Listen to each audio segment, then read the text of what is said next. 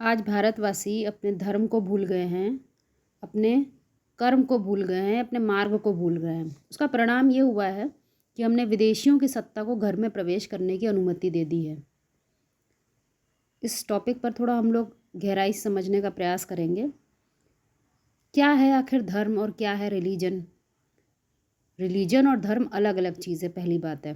क्योंकि रिलीजन का मतलब होता है किसी एक किताब से, किसी एक व्यक्ति से, किसी एक ऑर्गेनाइजेशन से, किसी एक पर्टिकुलर पैरामीटर्स से यदि हम अपने आप को जोड़ लेते हैं तो हम रिलीजियस तो बन सकते हैं, परंतु धार्मिक नहीं। धर्म तो केवल सनातन धर्म है।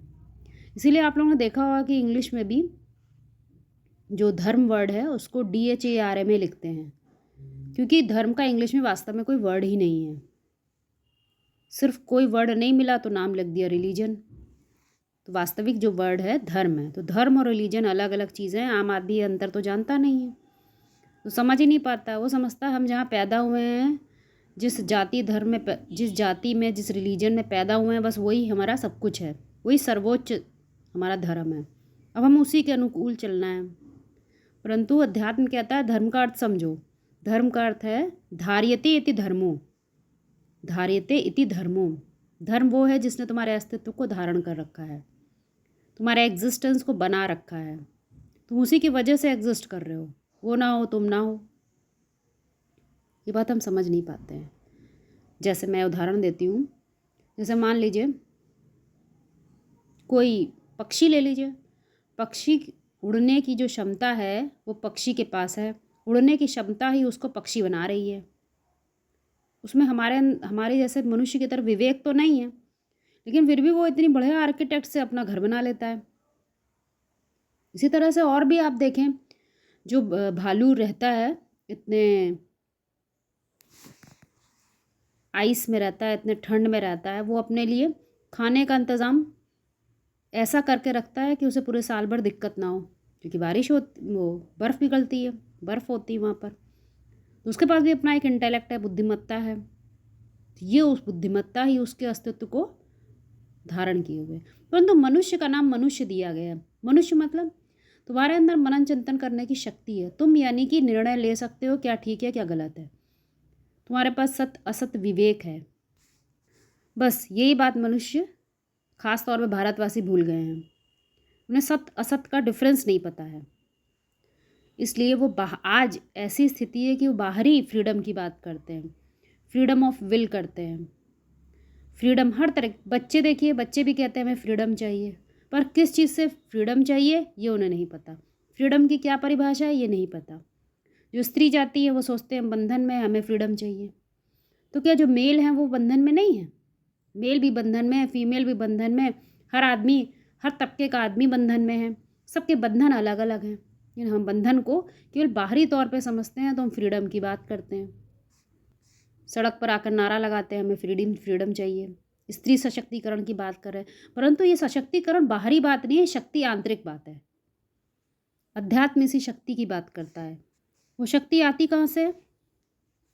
हमारे उपनिषद कहते हैं यदि हम धर्मानुकूल आचरण करने लग जाएं, धर्मानुकूल जीवन जीने लग जाएं, तभी हम स्वतंत्र हो सकते हैं, तभी हम फ्रीडम की बात कर सकते हैं। नहीं तो हम फ्रीडम की बात नहीं कर सकते। बाहरी फ्रीडम स्वच्छंदता है, स्वतंत्रता नहीं है। आज आम आदमी से किसी से पूछिए स्वधर्म क्या है स्वधर्म क्या है, तो कहेगा भाई सुबह उठ के नौकरी पे जाना, खाना कमाना, घर वालों का परिवार चलाना, अपनी सोसाइटी में सबके घरों में व्यवहार बनाना, ऑफिस में जो हमारे हेड हैं उनकी चापलूसी करना, यही स्वधर्म है हमारा। और क्या है, यही समझेंगे।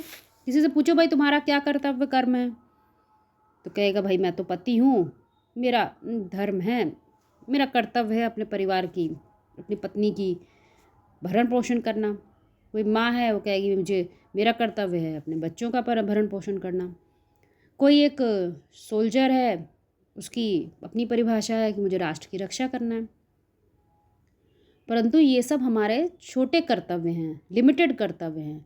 जब हम अपने स्वधर्म को पहचान जाते हैं तो हम इन कर्तव्यों को ठीक प्रकार से निभा सकते हैं।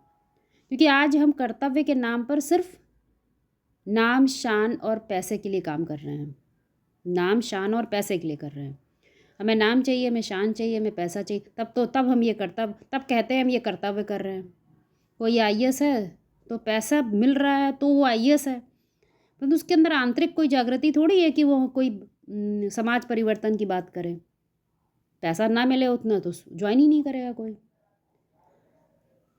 तो भी पूरा रिवॉल्यूशन की ज़रूरत है, आंतरिक रिवॉल्यूशन की आवश्यकता है, ताकि हम ये समझ सकें वास्तव में हम कौन हैं, हमारा वास्तविक अस्तित्व क्या है, हमें क्या करना है, स्वधर्म क्या है हमारा।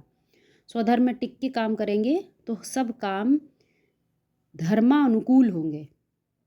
फिर हमें किसी और से राय लेने की ज़रूरत नहीं है।